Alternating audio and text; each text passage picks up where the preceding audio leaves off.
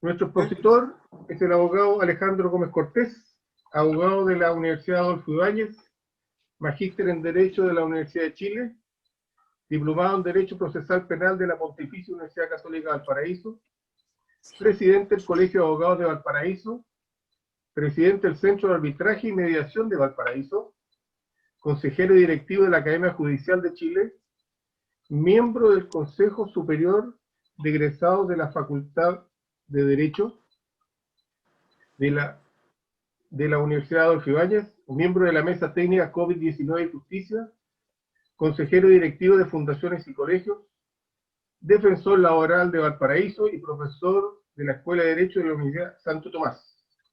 Y chenstatiano con una raíz ahí en Aguasanto. Lo dejo con Alejandro para la exposición. Adelante. Hola, ¿qué tal? Buenas noches. Quizás lo único que faltó, porque faltó que me pusieran el carnet de identidad, pero decir que además soy padre de familia, de 2 hermosos y maravillosos hijos, los que me saben y me conocen cada día más parecidos a mí, y efectivamente he hecho chenstatiano hace muchos años, la calvicie me puede dar fe de aquello, así que muy feliz y contento de poder estar con hermanos de Alianza, con hermanos en la fe, y además ver tantos rostros conocidos, amigos, que por esto de la pandemia no hemos podido encontrarnos físicamente, pero el corazón, el espíritu está siempre cerca. Agradecer también la invitación de la familia de Los Pinos, la verdad me siento muy honrado, espero cumplir las perspectivas y los deseos de todos ustedes, no sé si sea el más adecuado para ello, pero trataremos de hacer un intento de compartir. Antes les voy a compartir una pequeña exposición que es en base a lo que me pidió Mauricio y Paul representar. Yo creo que aquí lo más importante es lo que podamos conversar entre todos, ¿no? El diálogo que se pueda dar a través del chat, a través de los correos y los mensajes que le puedan dirigir a Mauricio. Pero mi primera prevención es que lo primero que todo es que yo entiendo que este encuentro es un encuentro primero entre adultos. Y desde esa perspectiva me parece que es súper importante que tengamos presentes el respeto que nos debemos todos mutuamente, más aún si somos hermanos en la Alianza y hermanos en Cristo, ¿no?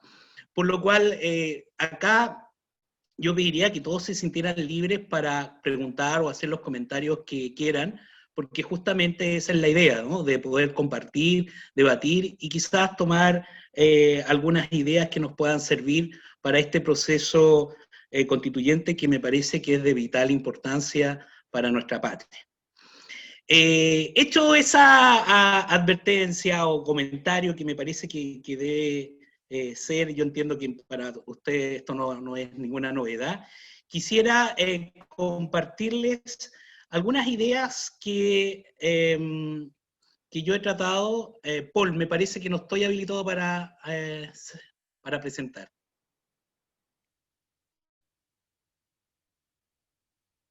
Esto pasa hasta en las mejores familias, a veces hay dificultades técnicas. Todavía me dice que no. La idea de esta exposición es, a partir de algunas preguntas que nacen, que aparecen en virtud de este proceso constituyente, explicarle algunos conceptos que me parece que deben ser fundamentales, que todos tenemos que manejar, y después ir a los aspectos más detallados de este proceso constituyente. De tal manera de que todos podamos entender bien y tomar una decisión conforme a nuestra conciencia. En ese sentido, a mi juicio, no hay una respuesta ética preestablecida respecto del apruebo o el rechazo, ¿no? Me parece que ambas posiciones son absolutamente válidas.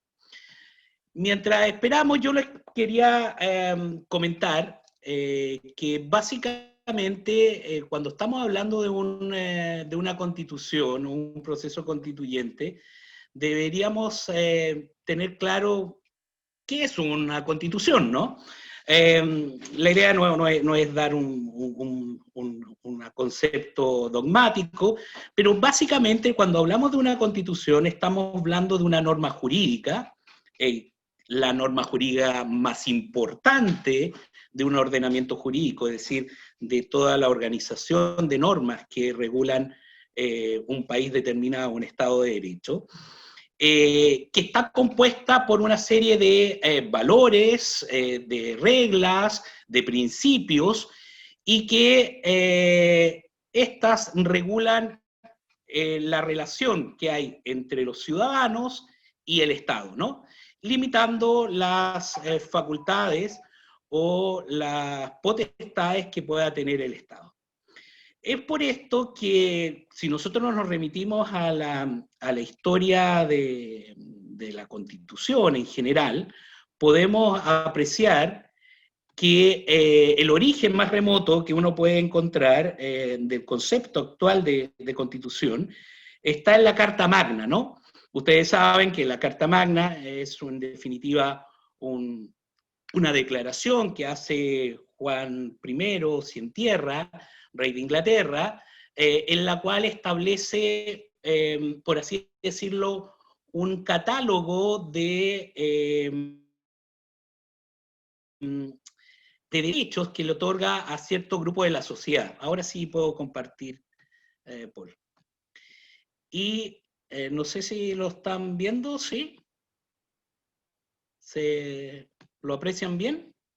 Bien. Y este origen de la Carta Magna de 1215 de nuestro rey Juan Sin Tierra, si bien ustedes leen la carta y dice que yo, rey Juan, rey de Inglaterra, señor de las tierras altas de Escocia, bla, bla, bla, bla, le otorgo a los ciudadanos, en realidad no eran todos los ciudadanos, eran básicamente el clero y algunos nobles, ciertas garantías, ciertos derechos. ¿Bien? De esa perspectiva, la Carta Magna lo que hace es establecer un límite a la potestad del rey. Estábamos en un momento de un régimen absolutista, ¿no? Después, cuando esto pasa, ya sea por las colonias, las 13 colonias de la independencia de Estados Unidos y la Revolución Francesa, se incorpora en la Constitución la idea de también la separación de poderes, un sistema republicano, probablemente tal. Y cómo, en definitiva, la Constitución, para hacerlo gráfico, constituye un paraguas de defensa del ciudadano frente a la autoridad para que no se vean afectados sus derechos. Es por eso que desde un punto de vista normativo, y ahí ven una especie de pirámide, el ordenamiento jurídico, que sería todo el contorno de esta pirámide, de este triángulo, su cúspide está la Constitución política. Y esta regula todo el marco jurídico del resto de las normas que están en un Estado de Derecho. Debajo de la Constitución vienen las leyes, después las facultades y la potestad reglamentaria, y después podemos llegar hasta los testamentos, contratos, sentencias, es decir, normas particulares, ¿no? Y esto es como, para los que nos gusta el fútbol, es como el rayado de cancha. Estos son los límites sobre los cuales las personas y el Estado puede actuar. Por lo cual, aquí apreciamos también la importancia de la Constitución. Ahora, el modelo de Constitución no es un modelo único, ¿no? Si nosotros vemos, por ejemplo, el modelo norteamericano, la Constitución es una carta pequeña en la cual los padres de la patria, los representantes de las 13 colonias, hacen una declaración de derechos, ¿no? Y que si bien nosotros tenemos la impresión que la Constitución norteamericana nunca se ha modificado, la verdad, si uno es en estricto rigor, eso no es efectivo. De hecho, sí se ha modificado. Lo que pasa es que en el sistema norteamericano, esas modificaciones se llaman enmiendas. Y han habido 27 enmiendas. Es decir, de hecho, si ustedes ven el texto original de la Declaración de Independencia y en definitiva la Constitución norteamericana, tuvo que modificarse, por ejemplo, después de la Guerra Civil para derogar la esclavitud, en los años 60 para todos los que son los derechos sociales, principalmente la enmienda Kennedy. Entonces, la verdad, no existe propiamente tal una constitución pura, absoluta, que nunca haya sido modificada. En el caso chileno, por ejemplo, nosotros sabemos que tenemos la constitución de 1833, la constitución de 1925 y la Constitución del 80. Antes hay unos cuerpos de reglamentos constitucionales, pero tampoco la tradición constitucional ha mantenido ciertos elementos. Efectivamente, hay ciertas cosas como la independencia, la separación de poderes que se mantienen, pero cuando vamos al detalle, hay muchas instituciones que solo surgen a posteriori. Por ejemplo, en la Constitución del 80, en el artículo 20, la Constitución establece un recurso especial que se llama recurso de protección, que antes no se recogía. Por lo cual, desde ese punto de vista, no nos debemos extrañar de que los países cada cierto tiempo revisen esta Carta Magna. Bien, el tema es que ¿cómo lo revisamos, no? Y en ese aspecto, el poder constituyente, donde emana la facultad para modificar la Constitución, cuando es un pueblo, un Estado que recién se organiza, nace de la nación, todas las cartas así lo señalan, pero cuando esta ya está funcionando, el Estado ya está en proceso, se señala que hay una poder, una facultad constituyente derivada o derivativa que estaría residiendo en el poder legislativo. Y es por eso que normalmente todas las constituciones tienen un capítulo que establece cómo y de qué manera se pueden modificar estas constituciones. Ahora, de constituciones hay mucho. Hay constituciones muy extensas, como por ejemplo la India, o muy breves, pequeñas, como la norteamericana, lo cual no significa o asegura su extensión o su pequeñez, el aseguramiento de ciertas garantías o ciertos derechos o incluso un sistema democrático. Puede haber constituciones, y de hecho la hay, en que no respetan principios democráticos e incluso republicanos. De ese punto de vista, el contenido de una constitución principalmente y originalmente estaba dada por estas garantías fundamentales y luego con el sistema republicano se van incorporando instituciones. Ahora, normalmente una constitución, si nosotros quisiéramos como examinarla con rayos X, podríamos encontrar, a lo menos desde un punto de vista normativo, valores, principios y reglas, ¿no? Valores como, por ejemplo, que la familia, de acuerdo a nuestra constitución actual, es el fundamento de la sociedad, ¿no? Principios como el de separación de poderes, el principio de legalidad, y reglas como, por ejemplo, cómo deben tramitarse los proyectos de ley. No todas las normas de la Constitución satisfacen las mismas cosas. Temas valóricos, temas de principios y temas prácticos o de reglas. Pero también la Constitución establece instituciones. Nuestra Constitución establece el Poder Ejecutivo, el Poder Legislativo, el Poder Judicial, el Ministerio Público, la Contraloría General de la República, las Fuerzas Armadas y de Orden y Seguridad, el Tribunal Calificador de Elecciones, etc. Pero sin duda, el elemento que además resulta muy importante desde la óptica de los ciudadanos son las garantías fundamentales, o lo que algunos llaman derechos humanos o derechos fundamentales. Esto es aquel catálogo en que el Estado y la propia sociedad se establecen ser exigibles de los ciudadanos respecto al Estado, y esto están básicamente hoy en el artículo 19 de nuestra Constitución. Pues bien, entrando en materia, el proceso constituyente que hoy nos rige establece dos cédulas, ¿no? La cédula, me refiero a la papeleta, al voto que ustedes tienen que emitir. La primera cédula contiene una sola pregunta que dice, ¿quiere usted una constitución, una nueva constitución? Y la respuesta es, ¿apruebo o rechazo? Por ahí, y algunos comentarios decían, no, rechazo para modificar. No, eso no existe. Esto es, apruebo o rechazo. No hay una tercera vía, ¿no? La segunda cédula, la segunda papeleta, en que ustedes tienen que votar, establece una pregunta más compleja, ¿no?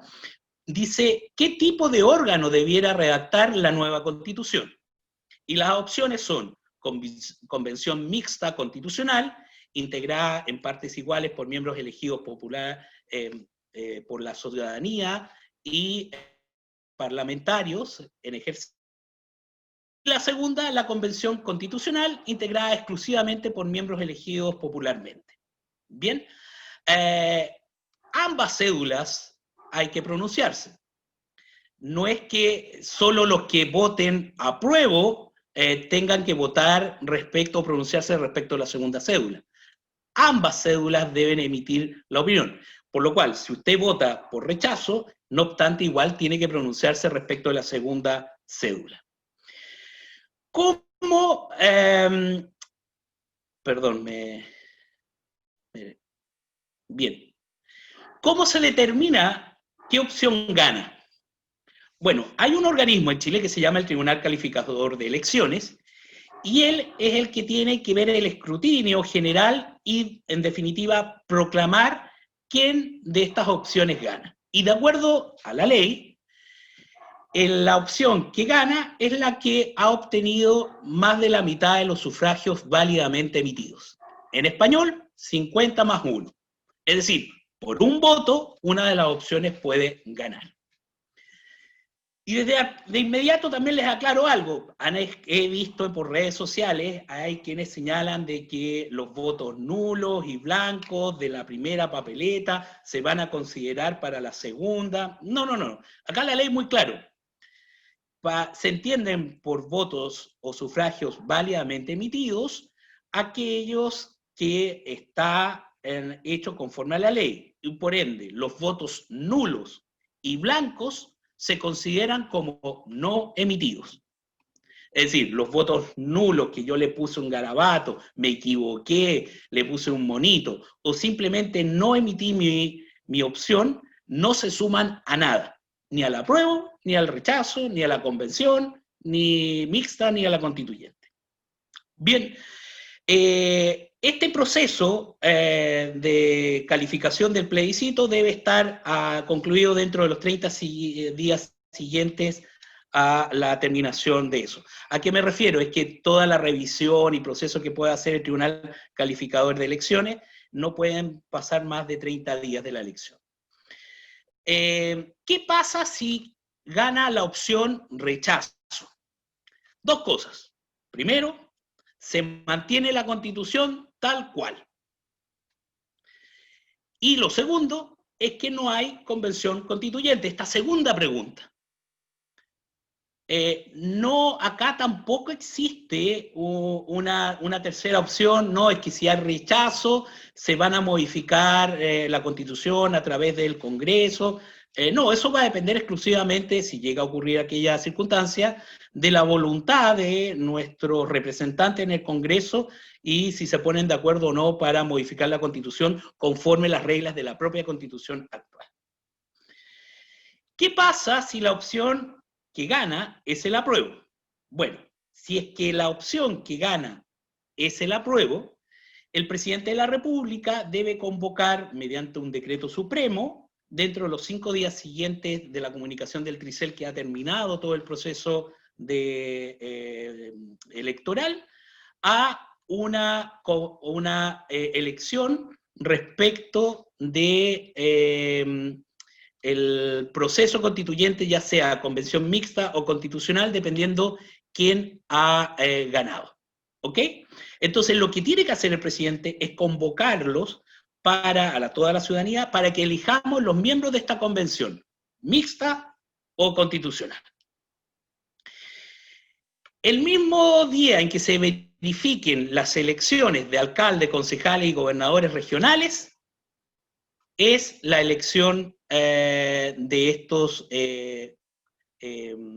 miembros de la convención. Originalmente, si ustedes ven el proyecto que se aprobó el año pasado y la ley de diciembre del año pasado, decía que era en octubre de este año, porque en teoría en abril íbamos a tener las elecciones. Como esto se aplazó, igual que las elecciones de alcalde y concejales, en teoría sería marzo del 2021.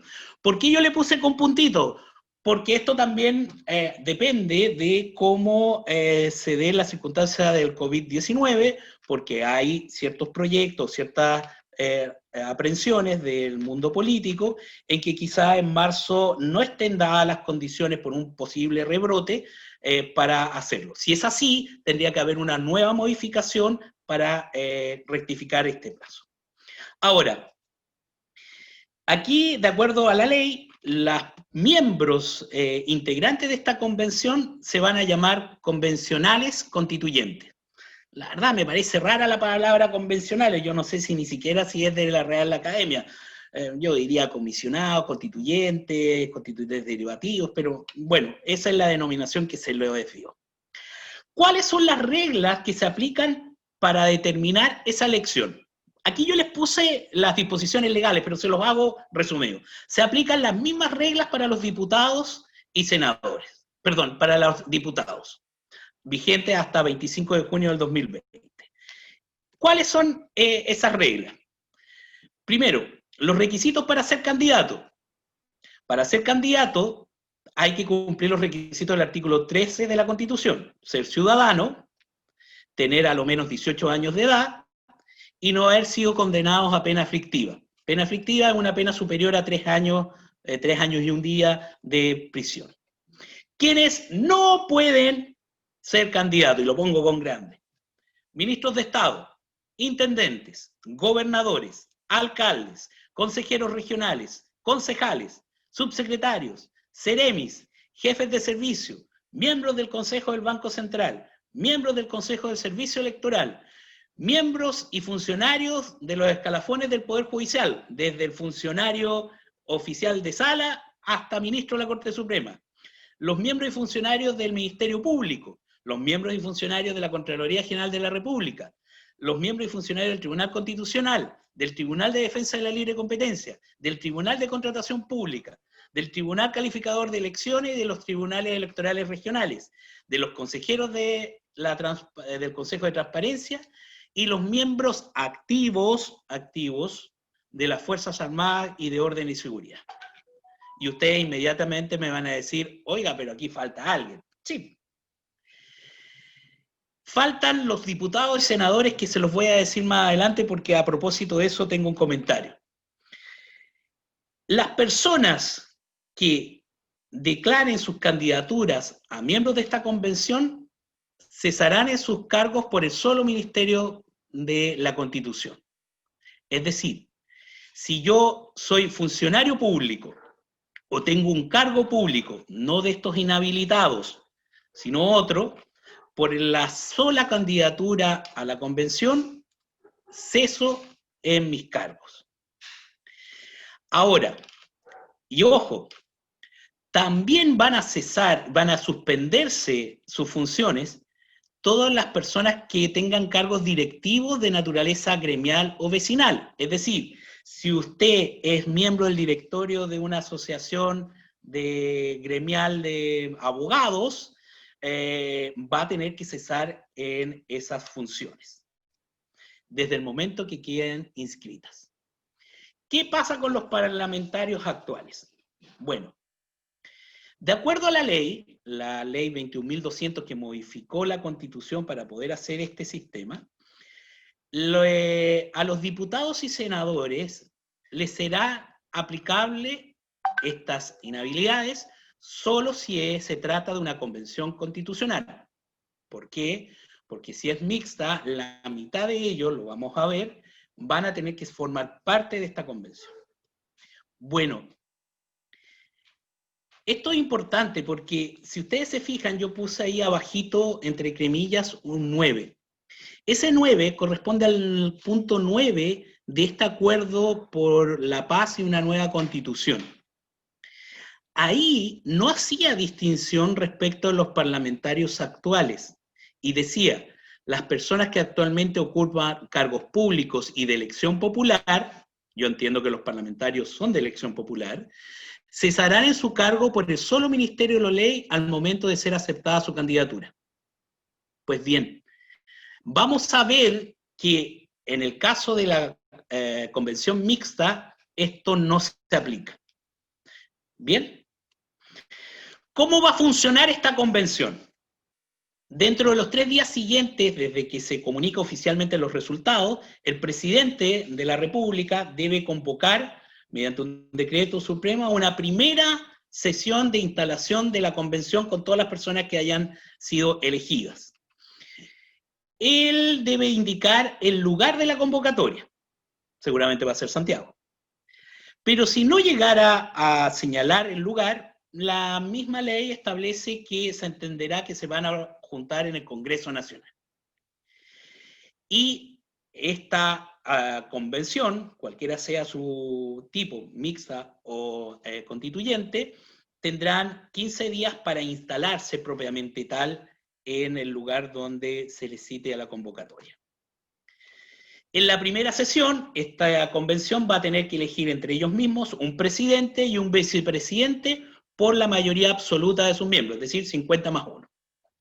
La convención deberá normas y reglamentos de votación de las mismas. ¿Bien? Es decir, ellos tienen que autorregularse y establecer cómo se van a votar y cómo se va a organizar las votaciones. Pero el quórum siempre va a ser de 2/3 de sus miembros. Esta convención puede tener y debe contener una secretaría técnica, va a poder contratar personas con idoneidad, capacidad profesional, y además el presidente de la República deberá instruir y prestar todo el apoyo técnico, administrativo y financiero para que esta convención realmente funcione. Y esto es súper importante porque varios tienen muchas dudas. ¿Cuáles son los límites de esta convención? Y esto va un poco a esta idea de hoja en blanco, partir desde cero, que de uno u otro lado han planteado. La primera es que no puede alterar esta convención los quórums ni procedimientos para su funcionamiento. Es decir, como se establece, y lo vamos a ver, que el quórum para aprobar las disposiciones de esta nueva constitución es de 2/3, aunque estuvieran todos de acuerdo en esta convención, no pueden modificar ese quórum. Ni tampoco los procedimientos que establece la ley. Tampoco puede intervenir ni ejercer ninguna otra función o atribución de otros órganos o autoridades establecidas en la Constitución y las leyes. También he escuchado, también hemos visto, como algunos dicen, no, es que esta convención puede llegar y echar al presidente, echar al Congreso, echar al Poder Judicial y ellos constituirse en legislativo, ejecutivo, judicial. No, el artículo 135 de la ley 21.200, que modifica la Constitución, lo dice expresamente. Pero además, y esto también se plantea, mientras no se encuentre vigente esta nueva Constitución, la Constitución actual es plenamente vigente. Es decir, no nos vamos a quedar en un vacío constitucional, en un vacío legal, por el hecho de que esté la Convención funcionando. Por lo cual, mientras no haya una Constitución aprobada por los ciudadanos, la Constitución que hoy nos rige sigue actuando. Por lo cual, en ningún caso esta convención puede negarle autoridad o modificar la Constitución por sí y ante sí, mientras no haga el plebiscito de salida. Pero además, y eso podríamos decir que son límites como externos, pero además hay límites internos. El artículo 5 de la Constitución establece básicamente el reconocimiento de los derechos fundamentales y los tratados internacionales y que nuestra Constitución tiene que respetarlos. Pues bien, la ley, esta ley, la 21.200, expresamente dice, mire señor Convención, no se vaya a imaginar que usted detenta la soberanía de la nación. Porque la soberanía, es decir, este poder constituyente, reside esencialmente en la nación y solo la ejerce el pueblo a través de los plebiscitos y las elecciones. Por lo cual, no puede ni esta convención, ninguna otra autoridad, arrogarse la representación de la soberanía nacional. Y si fuera poco, además prohíbe expresamente atribuirse cualquier ejercicio de sus integrantes o una facción de ellos de la soberanía. Por lo cual, acá la convención no se manda sola y no puede hacer cualquier cosa. Pero además, expresamente la Constitución o este proyecto, esta reforma constitucional de operar el apruebo, le establece a la Convención una limitación de fondo. ¿Cuál es? Que no puede modificar el carácter de república del Estado de Chile. Es decir, no podríamos inventar una monarquía. No puede afectar el régimen democrático. No puede dejar sin efecto las sentencias firmes y ejecutoriadas de los tribunales, ni puede dejar sin efecto o no respetar los tratados internacionales. Pero adicionalmente, en el artículo 135, además le dice, no puede poner término anticipado al periodo de las autoridades elegidas por votación popular. Es decir, no le puede decir al presidente de la República, no sabe qué, usted termina mañana. Ni tampoco la nueva Constitución puede hacer cesar instituciones, salvo aquellas que estén establecidas en la nueva Constitución y que eso solo va a operar una vez que se apruebe la nueva Constitución. Y en ese caso hay unas normas transitorias que dicen que ellos deberán decir, bueno, como esta institución que ya no va a existir, va a poder, va a ser el proceso de cesación de ese cargo, de esas funciones. Pero a mayor abundamiento, queridos amigos y hermanos, supongamos que por esas cosas de la vida, nuestros representantes de esta asamblea o convención constituyente no saben leer ni escribir y no quieren hacerle caso a lo que la propia ley. Bueno, acá la ley establece un procedimiento de reclamación, es decir, se puede reclamar si es que la convención no está cumpliendo o está extralimitándose en sus facultades y sus poderes.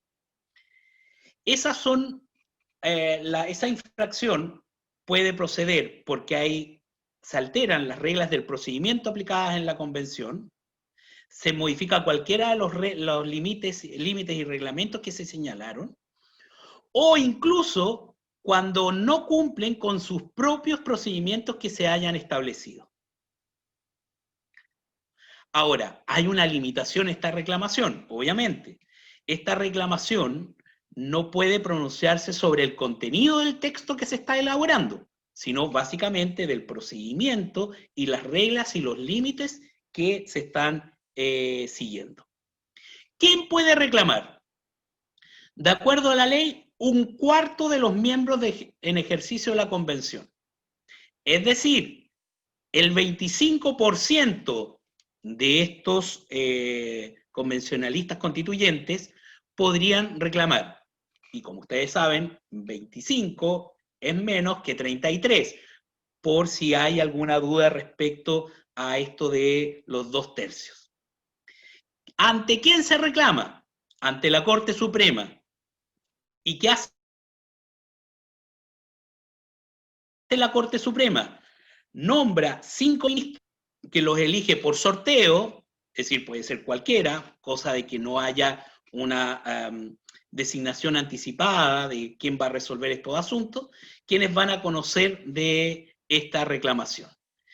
¿Cuál es el plazo para interponer esta reclamación? 5 días desde que se tomó conocimiento de este vicio, esta vulneración, este no respeto a los reglamentos y al procedimiento establecido.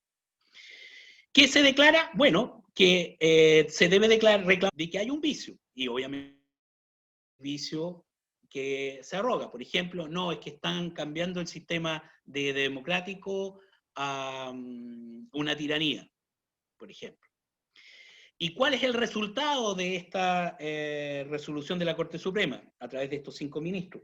Bueno, la sentencia que acoge la reclamación solo puede anular ese acto, no es que anule la convención entera ni el resto de los acuerdos que no tengan o adolezcan de este vicio. ¿Cuáles son los plazos para el proceso de la nueva Constitución?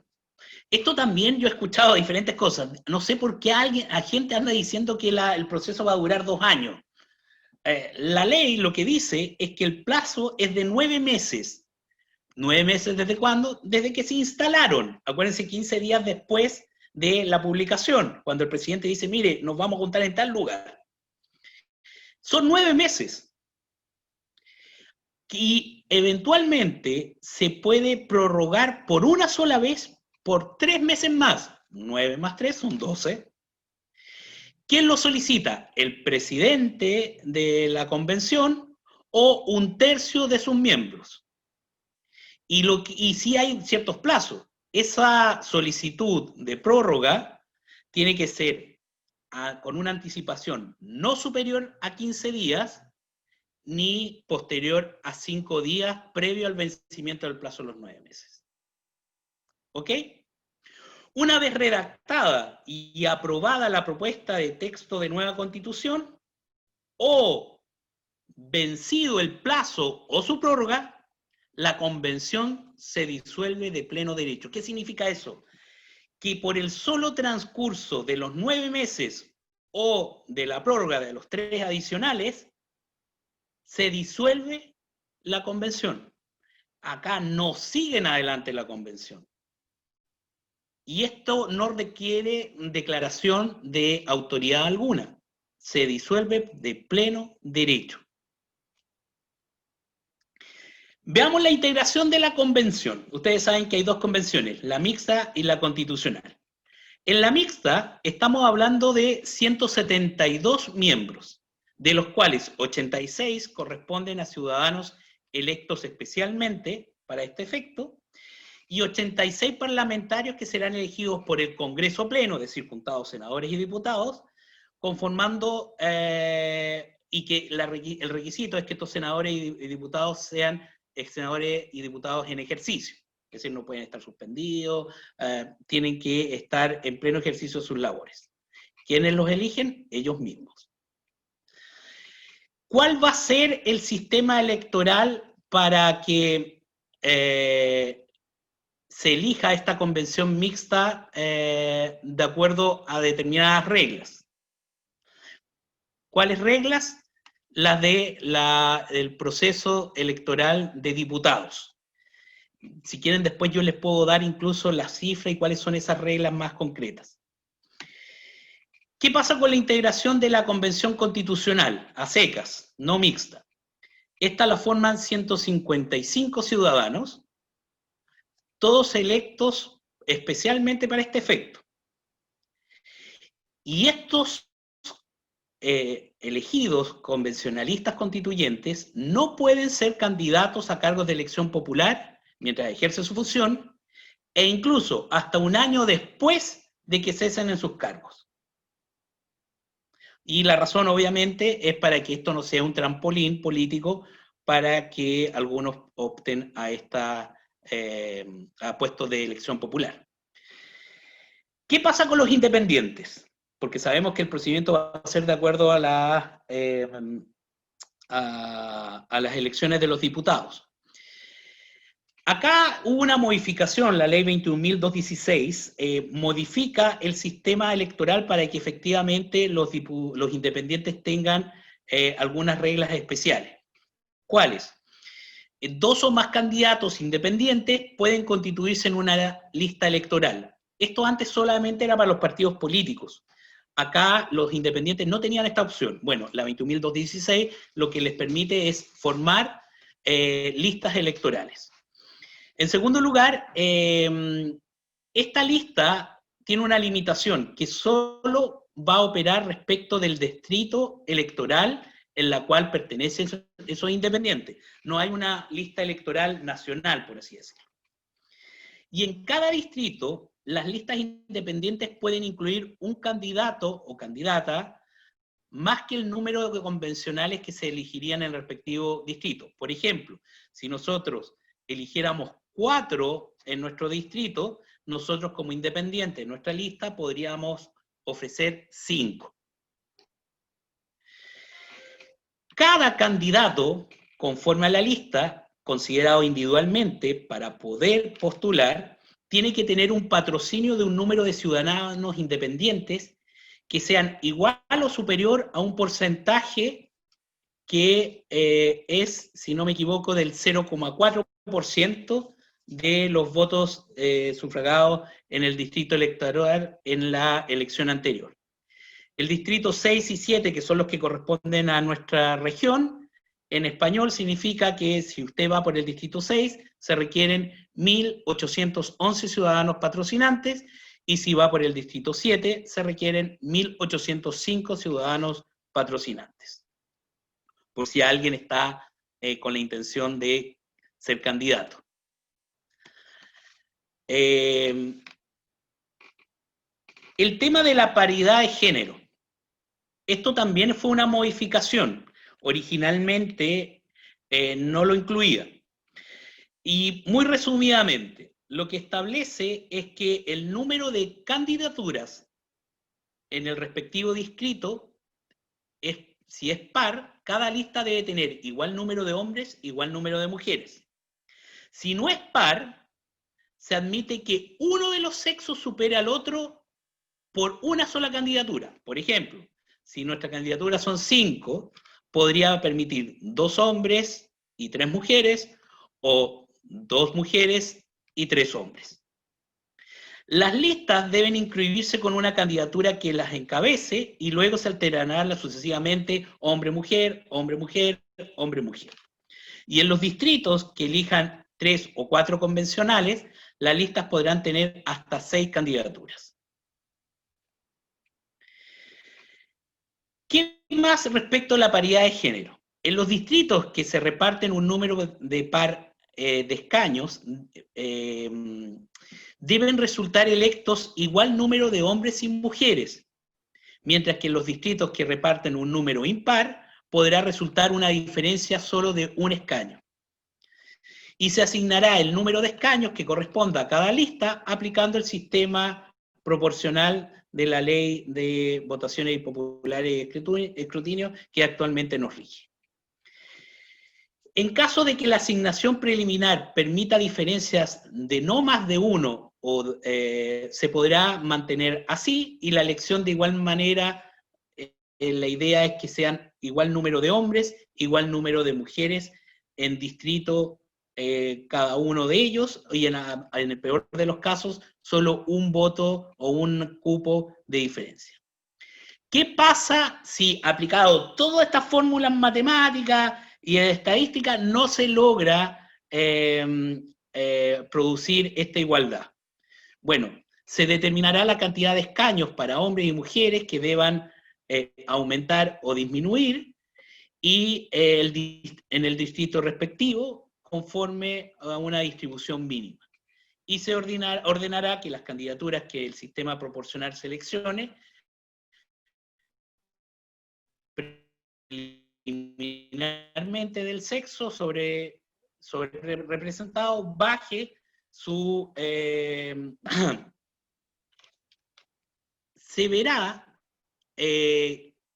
cuál es la candidatura con menos votos del sexo sobre representado. Y esa candidatura queda fuera de la convención y estará la candidatura con mayor votación del sexo subrepresentado de su mismo pacto, partido o lista de independientes. Si de la aplicación de esta regla no se logra un equilibrio de género, se realizará el mismo procedimiento que antes mencionamos. ¿Bien? ¿Qué más les puedo decir? Al final de todo esto, debe haber un plebiscito de salida. Tenemos el 25 de octubre un plebiscito de entrada. Bueno, al final, si se llega a establecer una nueva carta, esta tiene que ser sometida a un plebiscito. Este plebiscito es obligatorio, a diferencia del 25 de octubre, que es voluntario. Y si se llega a aprobar ese plebiscito con una respuesta positiva respecto a la nueva Constitución, debe celebrarse en un acto público y promulgarse y publicarse. Y una vez que esté publicada en el diario oficial, esta Constitución empieza a regir. Antes, no. Eso es más o menos, creo que he agrupado casi todos los comentarios que me hicieron. Quizás ahora podríamos conversar de algunos detalles o algunas cosas más específicas que ustedes quisieran introducir. Mauricio. Han llegado varias preguntas por el chat. No las voy a decir textual porque son bastante extensas, sino voy a ir a lo fundamental. Una pregunta es: ¿cómo va a operar el Congreso cuando parte el proceso y los miembros del Congreso tengan que participar en las convenciones, en la mixta o en la convencional? ¿Cómo va a funcionar el Congreso? En la convencional no deben participar. Es decir, el Congreso va a seguir funcionando en forma normal, con sus sesiones, con sus comisiones, pero no van a participar de la convención constituyente. Si es una convención mixta, lo que dice la ley es que como la mitad de esos 86 representantes del Congreso, elegidos por el Congreso Pleno, van a actuar en la convención. Y aquí hubo a mi juicio, una modificación, y que se las comenté, creo, respecto del acuerdo de paz y nueva constitución. La ley, el acuerdo decía que cesarán en sus funciones. ¿Qué entiendo yo cuando dice cesará en sus funciones? Es decir, si un diputado o un senador pasa a esta comisión mixta, deja de ser diputado y senador. Bueno, la ley cambió. ¿Y qué dice? Dice, no. El diputado o senador que ahora pasa a esta comisión mixta sigue siendo senador y diputado, sigue con la obligación de realizar sus tareas legislativas, pero además tiene que coincidirlas con las de la convención. Y lo que sí obviamente reparó es que obviamente si es un diputado o senador que recibe su dieta parlamentaria, no puede recibir estas 50 UF que se le adjudica a los constituyentes en esta comisión.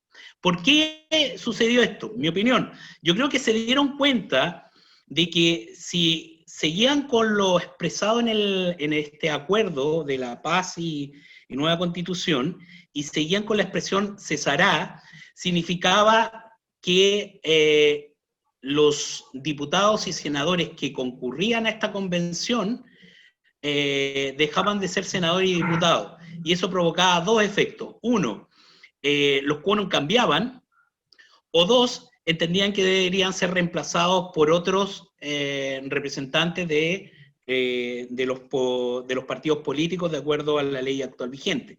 El problema es que hay muchos diputados y senadores que se han salido de partidos políticos, entonces ahí no se puede aplicar el reemplazo que establece la ley. Entonces, yo creo que esa fue la razón por la cual ahora los diputados y senadores que forman parte de esta comisión o eventual comisión mixta siguen cumpliendo estas funciones.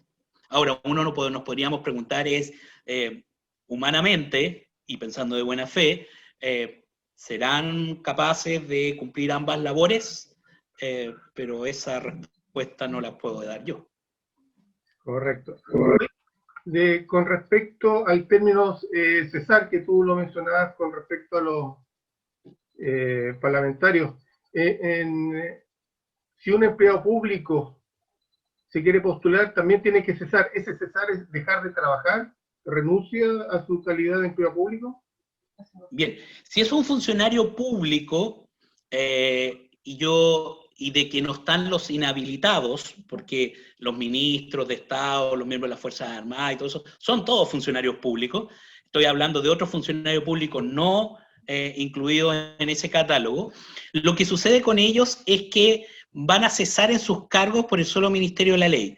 Pero el Estatuto Administrativo y las leyes de administración del Estado le permiten a este ciudadano que tiene una función pública pedir el cese sin remuneración por este periodo. Les recuerdo, el cese va a operar desde que se postulen, no desde que queden elegidos. Por lo cual, si por ejemplo se postulan y se inscriben en diciembre, van a tener que no tener remuneración fiscal por diciembre, enero, febrero y marzo hasta que sean elegidos. Y una vez elegidos, ahí van a poder obtener esta dieta especial de 50 UF. En el caso de los funcionarios públicos que no fueran elegidos, vuelven a ser reincorporados a su trabajo, a su función pública. Correcto. Oye, otra pregunta es, ¿qué pasa si los miembros de la Convención Constitucional no llegan a acuerdo a hacer este reglamento que mencionas tú para organizarse para trabajar en la Constitución? Ya, bien. El no acuerdo de los constituyentes va a ser una dificultad si es que no se ponen de acuerdo para los efectos de cómo van a votar, porque de lo contrario no van a poder votar y no van a poder establecer las normas de esta nueva constitución. Y si llegamos al final de este proceso y no tenemos texto, no hay nueva constitución, porque la convención no puede seguir funcionando más allá del plazo. Y lo que se debe presentar a plebiscito es la Constitución. Por lo cual, si no se ponen de acuerdo, yo esperaría que se pusieran de acuerdo, la Convención no va a poder operar. Ya. Otra pregunta textual, Leo. Si eventualmente se activa nueva Constitución, ¿cómo se ponen al día las leyes, reglamentos y normas que nos rigen? Ya, ok. Sí, en el supuesto de que gana el apruebo y en el supuesto de que se hace una nueva constitución, cualquiera sea la convención que se utilice, y en el supuesto, ya vamos como tercer supuesto, de que el plebiscito de salida fuera de apruebo, seguramente la constitución va a establecer normas transitorias. De hecho, el artículo 135, me parece, de la 21.200, lo dice. Tiene que establecer normas transitorias para ajustar las leyes que son inferiores a la Constitución. Y de manera de encuadrar esas leyes conforme a los nuevos preceptos constitucionales. Ahora, yo tiendo a pensar, y esto no es algo mágico ni nada así, muchas veces se ha modificado la Constitución, no solo en este periodo, sino en periodos anteriores, y lo que hace el legislador es adecuar, mediante una modificación legal, la normativa supraconstitucional, y obviamente también la de la potestad reglamentaria. Otra pregunta, ¿la aplicación del sistema de elección de diputados significa que puede ser elegido por arrastre con un 1% de los votos? En teoría sí. Miren, les voy a mostrar algo.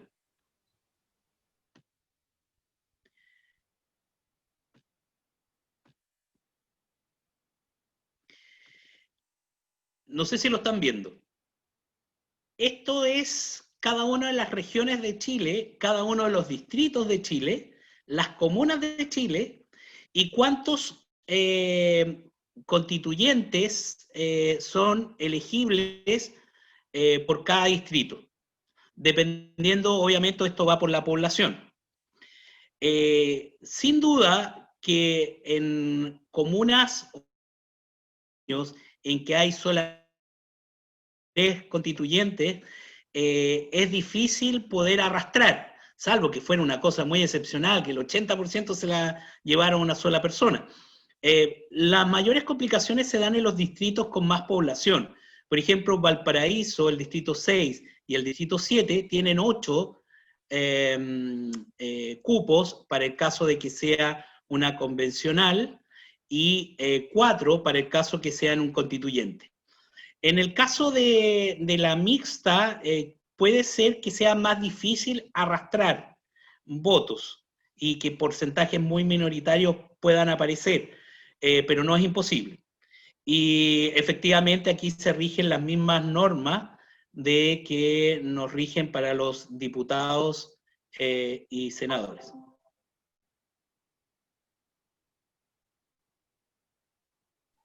Ahora sí. Oye, otra pregunta es, ¿existe la representación de pueblos originarios? ¿Es obligatoria? Okay. Y en ese caso, ¿cómo funcionaría? Sí, hoy por hoy, para el proceso constituyente, para los electores de la convención, cualquiera sea su naturaleza, no hay una norma que diga una segregación por pueblos originarios o no. Solo existe esta norma del género que yo les acabo de mencionar. Sé que hay algunas propuestas para incluir dentro de la convención un cupo reservado o cuotas para pueblos originarios, pero hoy por hoy no existe.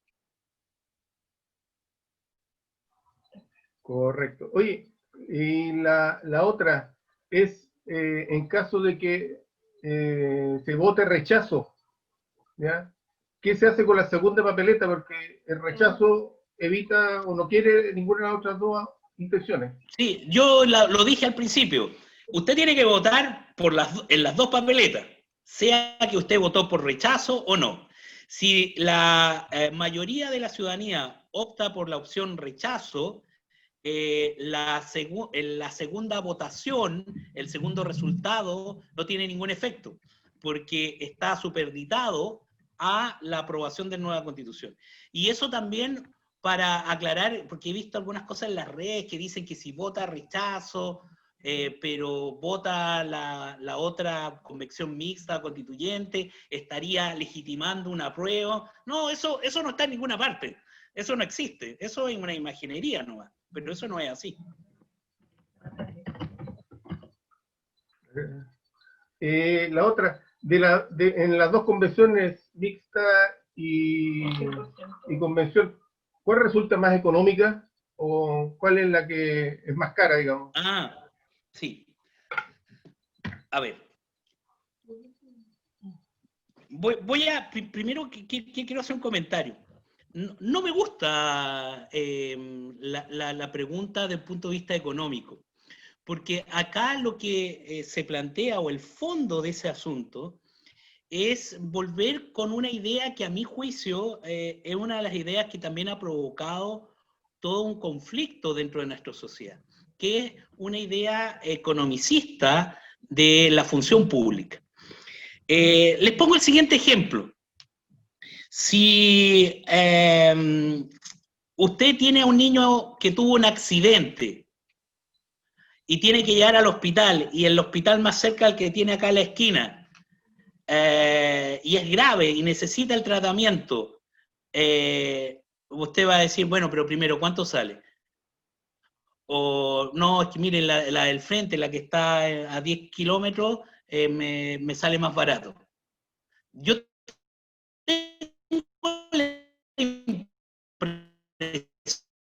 tengo el esfuerzo.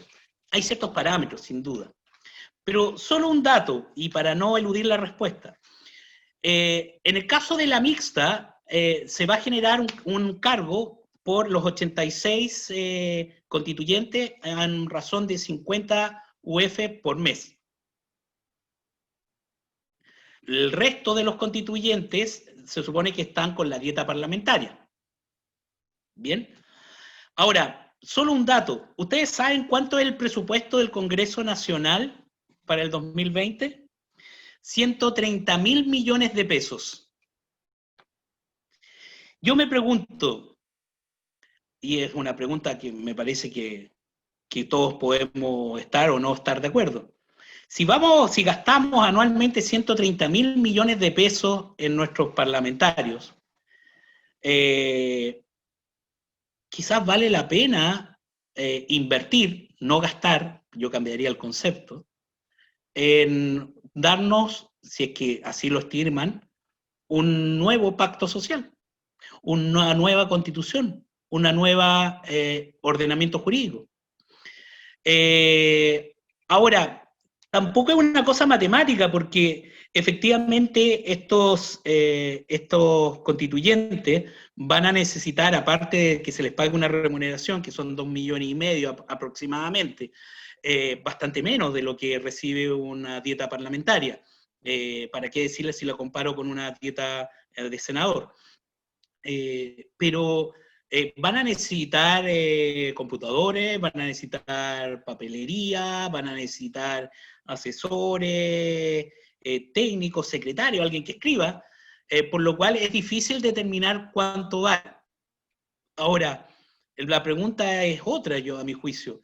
Es decir, ¿es necesario que nuestro país invierta en esto? Y esa es una respuesta que la tienen que dar ustedes el 25 de octubre.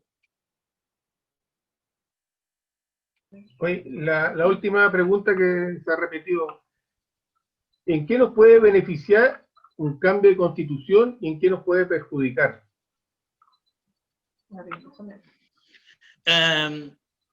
A ver, el cambio por el cambio, miren, les voy a leer algo. Yo no soy filósofo, yo no sé si está por ahí Ignacio Serrano, que podría darnos una clase de filosofía, pero hay mucha gente que le teme a los cambios, ¿no? Y yo también le tengo a los cambios. Yo he cambiado. Santo Tomás decía que la rectitud de la ley, a diferencia de aquella de las cosas materiales, depende de su ordenación a la utilidad común, a la cual le convienen siempre las mismas cosas, por eso que admiten variaciones ante un bien mejor. Citando a San Agustín decía: quien define la ley temporal como aquella que, siendo justa, puede, no obstante, modificarse justamente según lo exijan las circunstancias de los tiempos. ¿A qué voy? Si nos conviene o no, es una pregunta bastante particular, ¿no? ¿Yo qué diría? La Constitución es una Constitución como una norma jurídica tan relevante, tan importante, que debe tener una adhesión importante de la ciudadanía. Y me da la impresión que hoy por hoy esa adhesión ha cambiado. Piensen en lo siguiente: en diciembre las personas decían, mire, yo quiero una nueva constitución. No, yo no quiero una nueva constitución. Pero la publicidad que hemos estado viendo las últimas semanas, incluso los que dicen rechazo porque quiero cambiarla, porque hay que mejorarla. Eso llama la atención. Al parecer, hoy por hoy, hay un consenso, no sé de qué volumen, de que parece que hay que cambiar nuestra Constitución. ¿Qué mejoras puede tener? Yo creo que puede tener mejoras, como puede tener cosas que empeoren. De eso va a depender de nuestra elección, y en el evento de que se apruebe la modificación a una nueva Constitución, de las personas y los miembros de esa convención. Y yo creo que ahí nosotros, como católicos, tenemos que ser súper consecuentes, súper responsables, primero en ir a votar, y si es que llega a aprobarse el apruebo, valga la redundancia, elegir a los mejores candidatos. Yo creo, y en lo personal, que a mí me hubiera encantado que las reformas constitucionales se hicieran por la vía constitucional, ¿no? Pero no se hicieron. No, la verdad no se hicieron. Hubo modificaciones, qué sé yo, pero al parecer hay una sensación en la ciudadanía, no menor, de que hay cosas que se pueden mejorar. Hay temas que yo creo que se deben resolver. Hay otros temas que me parece que están resueltos y están bien resueltos. Es decir, yo no me imagino una constitución o una carta magna sin un recurso de protección. Yo no me imagino una carta magna que no consagre el derecho a la vida, que no consagre el derecho de propiedad, que no consagre la libertad individual, la libertad religiosa, la libertad de opinión, la libertad de culto, si el tema es cómo plasmamos aquello. Ahora, las constituciones no son una caja mágica, una bolita de la cual uno apriete un botón y solucione todos los problemas. El problema de nuestro sistema me parece que va más allá de una constitución. Pero el tema es cómo nos ponemos de acuerdo civilizadamente, como ciudadanos, para construir una sociedad mejor. Yo no tengo ninguna duda de que todos acá, y yo creo que toda la población, quiere un mejor país. Si el tema es cómo llegamos a ese mejor país. Entonces, yo insisto, esto no es un juicio ético de si a votar por una u otra opción es bueno o malo. Yo creo que no, el que usted vote por apruebo o que usted vote por rechazo no lo hace mejor o peor persona. No es que usted esté yendo hacia el bien o hacia el mal. Yo creo que esto tenemos que trabajarlo y ser responsables de esto. Mauricio. Ok, muchas gracias, Alejandro. Aprovecho esta oportunidad para agradecer a todos los que apoyaron y nos entregaron sus preguntas, muy agradecido, y le doy la palabra a Paul y a Paulina. Gracias, Alejandro. Gracias, Mauricio. No queda nada más que agradecer a todos los que han participado, también, como decía Mauricio, a todos los que se hicieron preguntas, y especialmente a Alejandro por su buena disposición para poder participar en este encuentro, por la claridad con que nos ha expuesto todos estos temas, por también la franqueza con que ha respondido todas las preguntas, y creo que hemos cumplido lo que esperábamos, después de este encuentro, tener una opinión un poquito más informada de lo que tenemos que hacer el día 25 de octubre, y poder votar en conciencia, tal como nos ha señalado Alejandro hoy día. Así que no me queda nada más que nuevamente agradecer. Muchas gracias a todos y muchas gracias especialmente a Alejandro una vez más por esta muy interesante y excelente exposición que ha hecho y porque ha respondido a todas nuestras dudas. No, muchas gracias a ustedes. Para mí es una alegría estar en un ambiente cálido, un ambiente familiar, con hermanos de alianza. No tengo la menor duda que todos consideramos que esto es un proceso importante, valioso. No dudo que todos nosotros concurramos en la medida de nuestra salud a votar. Y agradezco la oportunidad y espero no haber sido muy latero, espero haber podido tratar de aclarar algunas dudas, quizás los confundí más, pero siempre dispuesto y con el cariño de poder cooperar.